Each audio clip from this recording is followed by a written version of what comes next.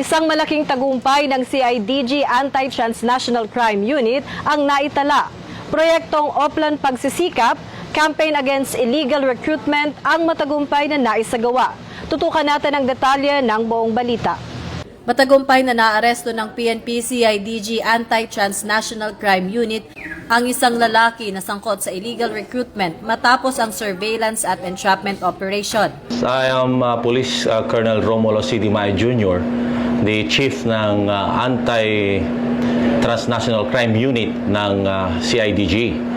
Nagumpisa ang aming operation noong January 26, 2026. Ito lang, makailan lang. That was Monday, together with the member of the DMW, yung Department of Migrant Work. Headed by, of course, yung Undersecretary na si Secretary Olalia, together with his team.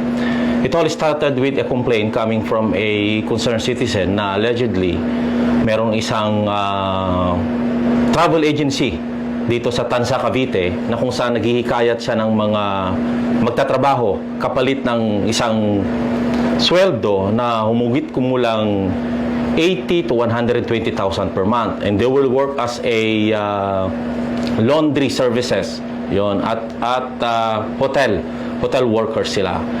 So upon verification from our friends or from our counterparts sa DMW, that agency o that person hindi sila interesadong magpadala ng mga workers sa Korea, kasi Korea ang ang bansa kung saan magtatrabaho.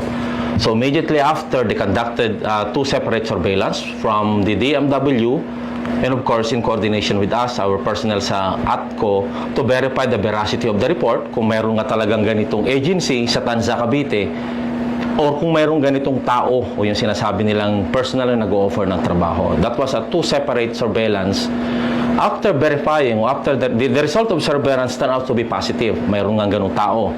Kasi personnel talaga natin yung nakaharap nila who posted as a applicant or employee na gusto magtrabaho sa ibang bansa. So positive yung tao nandun and even yung lugar. So after that, kinasa namin kagad ang operasyon together with the DMW at nagkaroon kami ng briefing doon mismo sa opisina ng DMW. So it took us 1 hour for the travel, and after that, nakuha namin during nagkaroon kami ng nagprepare muna kami ng budol money. Pinadas namin yung pera to make it sure na marireceive niya talaga yung entrapment money.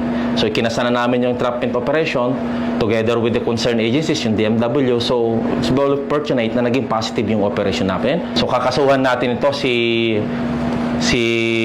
Mr. Raro ng RA 10022 or yung illegal recruitment. Dahil napatunayan na hindi siya otorisado, wala siyang certification galing sa DMW na authorize siya magpadala ng tao. At kahapon ay itong taong nabanggit na tao na ito ay in-inquest na namin at tinanggap naman ng piskalya. Una-muna, sa mga nabiktima ng fake na travel agency na to, ang aming tanggapan o ang aming opisina ay bukas para sa mga naging biktima ng travel agency na to. So 24 hours namin kayong aantayin, pagsisilbihan para maramdaman nyo ang serbisyong mabilis, tapat at nararamdaman.